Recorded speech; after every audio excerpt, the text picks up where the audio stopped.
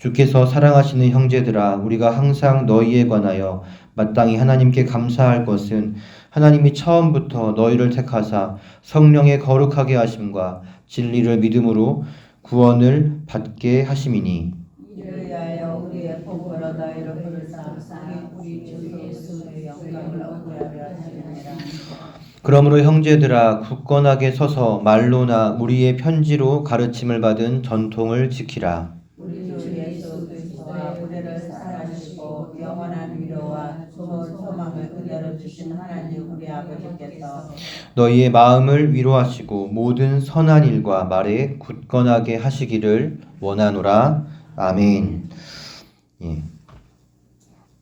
바울은 데살로니가 교회의 성도들에게 보내는 첫 번째 편지에서 비록 그들이 바울과 떨어졌으나 믿음을 잘 지키고 또 믿는 자들의 본이 되고 있음을 칭찬하였습니다.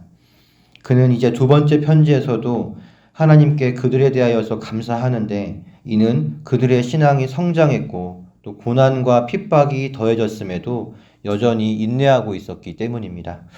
그들은 바울과 함께 있었을 때처럼 편지로 전해진 그 바울의 권면을 하나님의 말씀으로 받았습니다. 그리고 그것을 힘써 지켰습니다. 하나님이 사람을 통해서 말씀하시고 가르치시는 이유는 이 하나님의 지혜와 능력을 이 인간의 수준에서는 감당할 수 없기 때문입니다. 그래서 알아들을 수 있는 사람의 언어로 그리고 사람을 통해 전달하시는 것입니다. 사람들은 이 사역자라는 한 사람이 전한다는 것 때문에 이것을 사람의 사견으로 받아들이는 오류에 빠집니다. 그러면 신앙 성장의 기회를 놓치고 맙니다. 사람을 통해 전하시는 하나님의 말씀을 하나님의 말씀으로 받을 때에 그 말씀은 능력이 됩니다. 말씀을 듣는 것 못지않게 말씀을 지키는 것 역시 중요합니다. 믿음은 행할 때야 비로소 그 능력이 나타납니다. 사람은 신념대로 즉 믿음대로 행동하기 때문입니다. 다시 말해 행함이 믿음의 진리를 증명합니다. 하나님의 말씀을 하나님의 말씀으로 받아 순종함으로써 영적인 성장을 이루시는 성도님들 되시기를 예수님의 이름으로 축복합니다. 앞서 말씀드린 대로 데살로니가 교인들의 신앙이 성장했으나 동시에 핍박의 정도도 더 심해졌습니다. 그래서 데살로니가 후서에서는 처음으로 박해라는 단어가 등장합니다. 박해를 견디는 성도들을 향해 바울은 이 박해가 바로 하나님 나라의 합당한 자로 인정받는 표라고 말합니다. 이미 전서에서 바울은 예수님이 동족에게 핍박을 받으셨던 것처럼 그리스도의 몸인 교회 역시 동족에게 핍박을 받는 것이라고 말한 바 있습니다. 데살로니가 성도들이 그리스도의 참 몸이 아니라면 아마 박해도 없었을 것입니다. 예수님 역시 팔복에서 나로 말미암아 너희를 욕하고 박해하고 거짓으로 너희를 거슬러 모든 악한 말을 할 때에는 너희에게 복이 있을 것이라고 말씀하셨습니다. 동시에 박해는 하나님의 공의로운 심판의 표라고 바울은 말합니다. 공의가 무엇입니까? 불의를 참지 않는 것입니다. 우리 하나님은 주의 백성을 핍박하는 불의한 자들의 죄악을 절대로 그냥 두지 않습니다. 사도 바울은 로마서에서 원수에게 선을 베푸는 것은 그의 머리에 숯불을 쌓아 놓는 것이라고 말씀한 바 있습니다. 분명 성도들은 핍박자들에게 보복하지 않고 선을 행했을 것입니다. 그들은 복수하심이 하나님께 있음을 알고 있었을 것입니다. 불의한 자들을 향한 하나님의 보복은 환난과 또한 재림의 날 받을 영원한 형벌입니다. 그리고 핍박받은 성도에겐 영원한 안식으로 보상하실 것입니다. 바울은 이 말로 성도들을 위로하고 있습니다. 이 말이 그들에게 위로가 되는 이유는 성도들이 이 땅의 시간을 전부라고 생각하지 아니하고 그들은 영원을 바라봤기 때문입니다. 세상은 이 땅에서 보복하고 또 보상받지 못하면 억울하고 또 분통해합니다.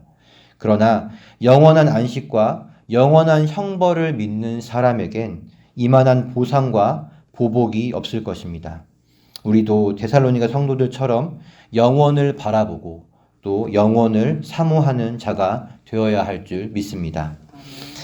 하나님의 은혜 속에 데살로니가 성도들은 신앙의 성장을 경험하였습니다.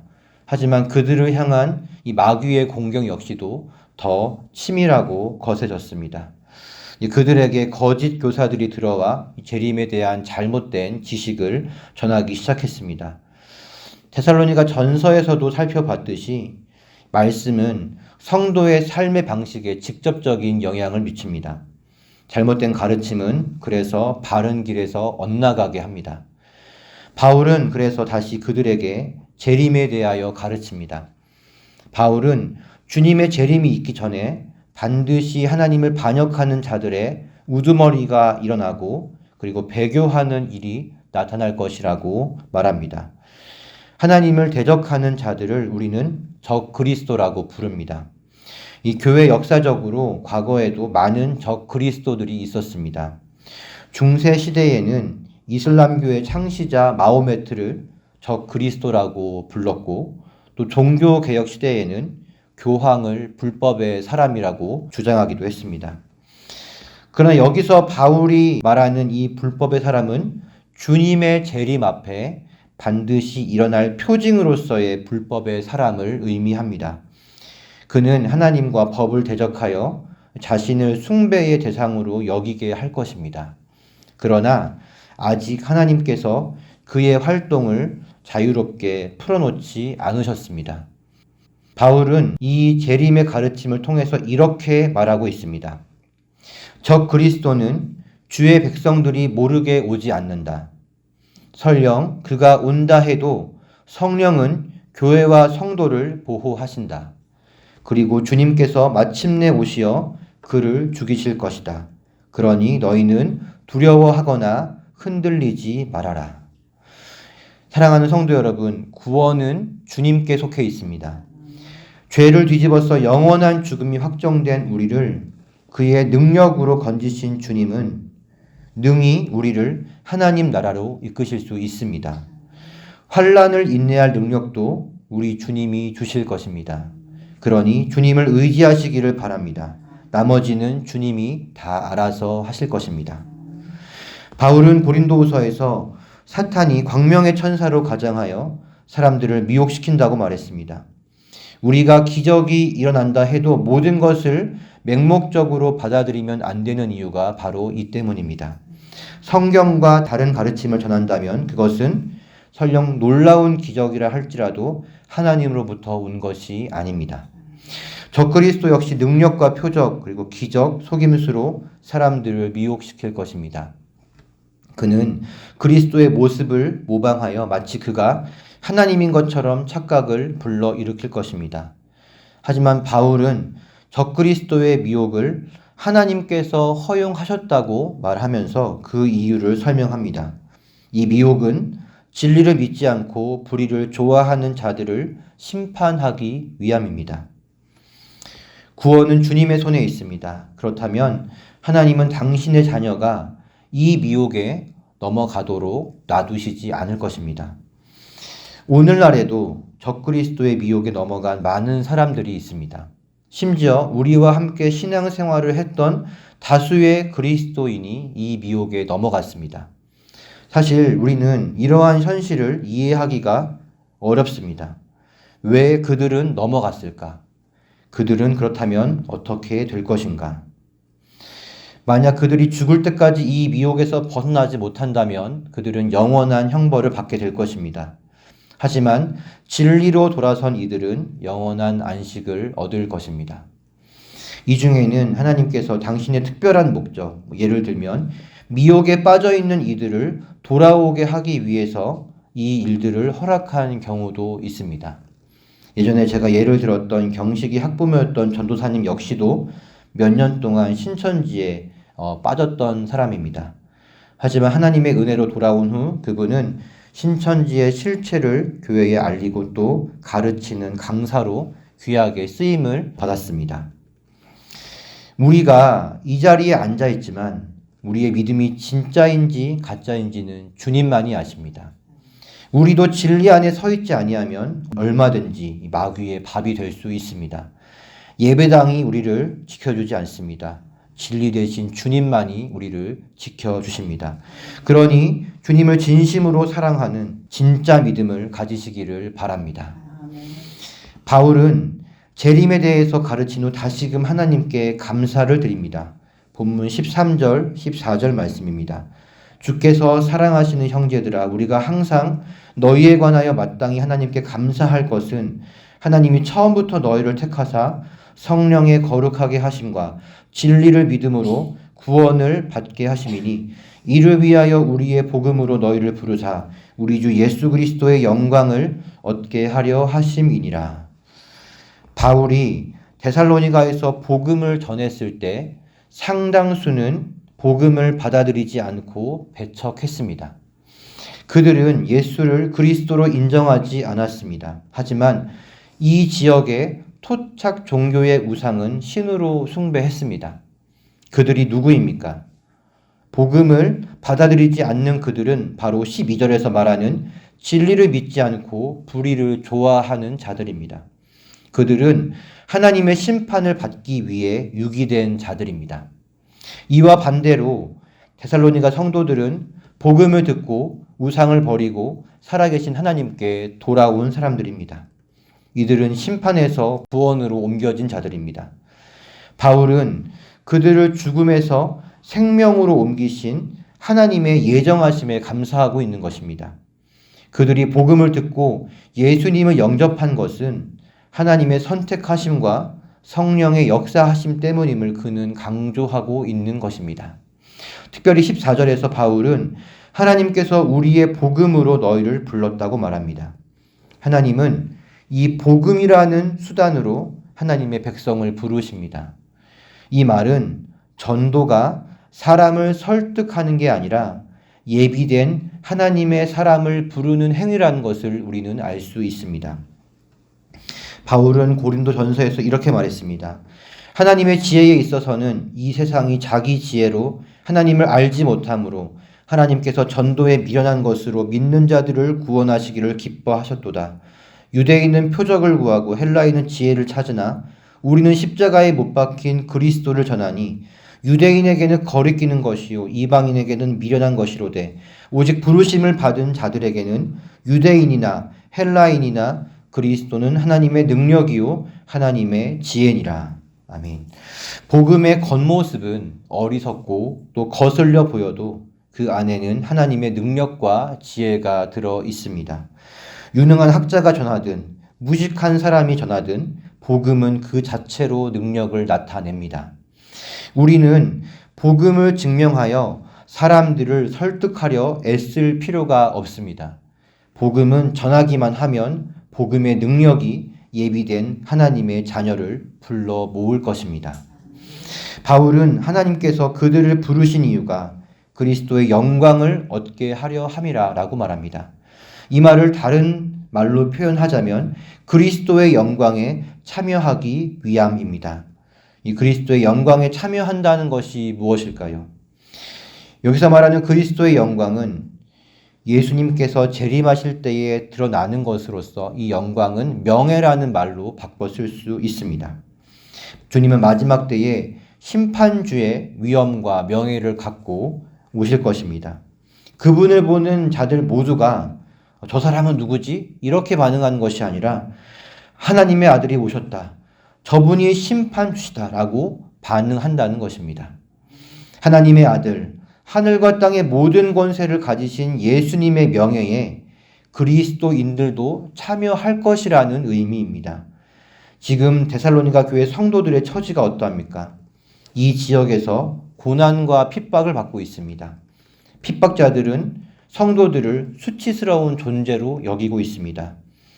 오늘날 이슬람 국가에서는 그리스도를 믿는 자들이 있으면 그들의 가족들이 가문을 수치스럽게 했다며 살인을 자행합니다. 그리스도인들은 이 땅에서 불명예스러운 대우를 받고 있습니다. 그리스도의 영광에 참여할 것이라는 약속은 그래서 믿는 자들에게 큰 위로가 되는 것입니다. 사랑하는 성도 여러분, 우리는 그리스도의 영광에 참여하여 모든 사람들 앞에서 명예로운 자들이 될 것입니다.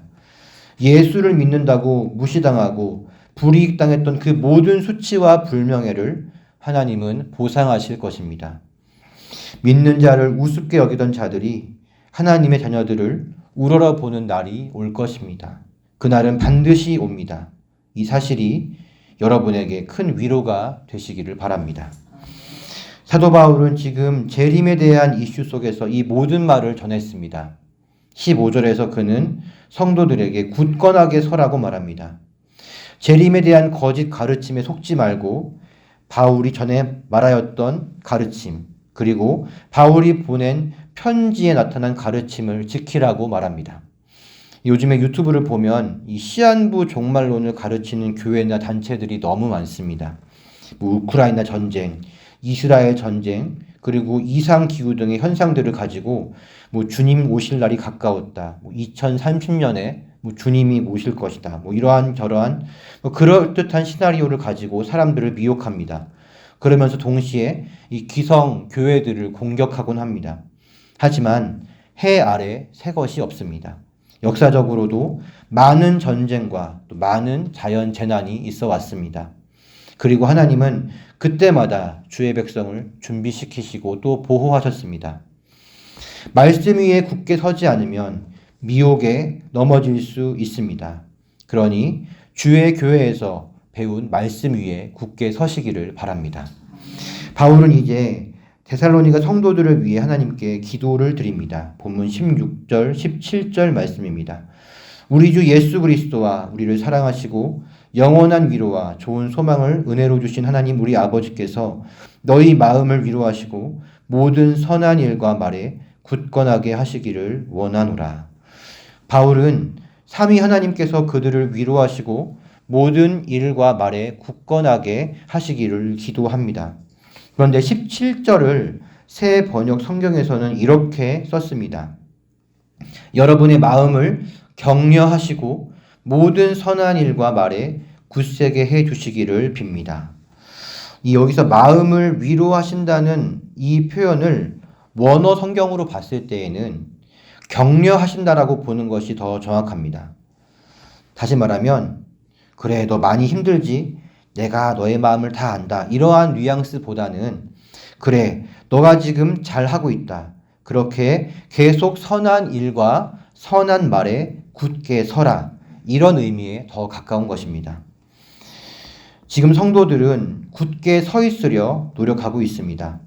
그러나 이 구원의 역사가 전적으로 하나님의 손 아래에 있듯 그들을 굳건하게 서게 하는 분은 하나님이시라는 것을 바울은 말하고 있습니다. 그런데 바울이 이러한 기도를 하는 이유가 무엇일까요? 데살로니가전서 3장 13절에 그 답이 나와 있습니다. 이렇게 나와 있습니다. 너희 마음을 굳건하게 하시고, 여기서도 바울은 성도들의 마음이 굳건해지기를 기도합니다. 이어서 이렇게 기도합니다. 우리 주 예수께서 그의 모든 성도와 함께 강림하실 때에 하나님 우리 아버지 앞에서 거룩함에 흠이 없게 하시기를 원하노라. 하나님께 거룩하고 흠 없는 자로 인정받는 것, 이것이 바로 바울이 성도들의 마음을 굳세게 해주시기를 기도하는 이유입니다.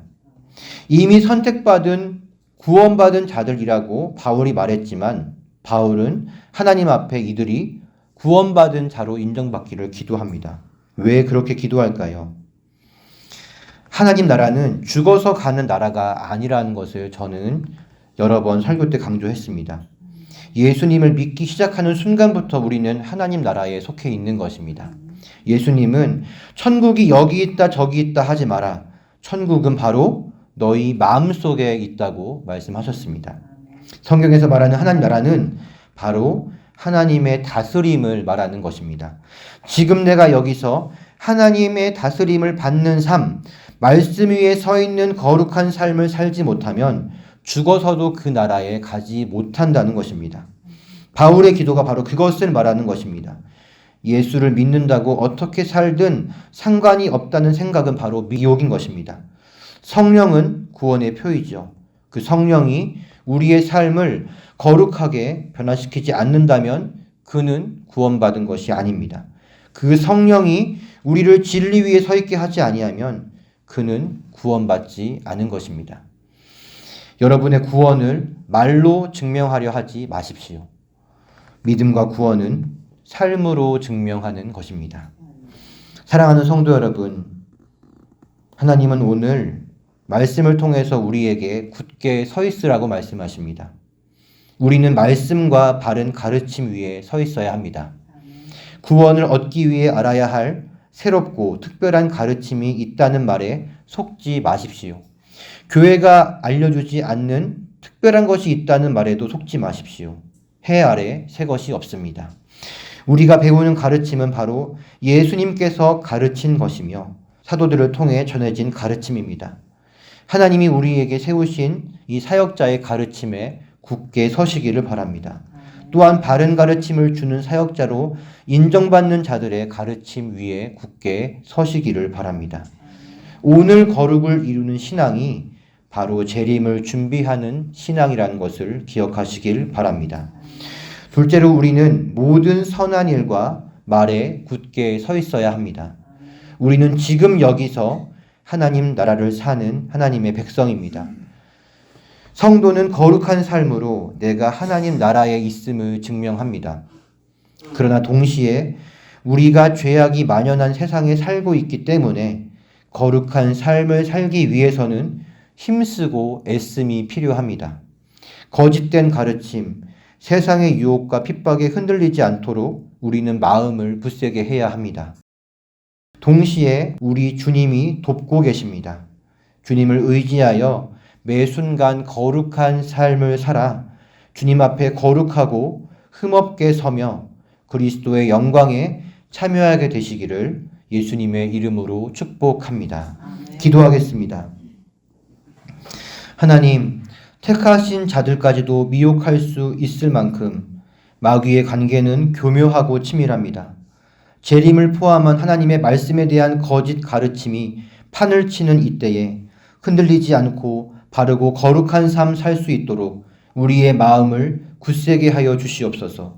말씀을 가까이 하고 사역자의 가르침을 잘 따르는 저희가 되게 하여 주시옵소서. 우리는 이 땅에서 하나님 나라를 사는 하나님 백성임을 다시금 마음에 새깁니다. 하나님 나라 백성다운 거룩한 삶을 살게 하여 주시옵소서. 그리하여 주님 앞에 거룩하고 흠없는 자로 인정받게 하여 주시옵소서. 여러 어려움 속에서도 끝까지 믿음을 지키며 거룩한 삶을 살기 위해 투쟁하는 성도님들을 기억하여 주시옵소서. 그들의 마음을 위로하고 또 격려하사 끝까지 거룩한 삶 살게 하여 주시옵소서. 그러므로 그리스도의 영광에 참여하게 하여 주시옵소서. 감사하며 예수님의 이름으로 기도합니다. 아멘.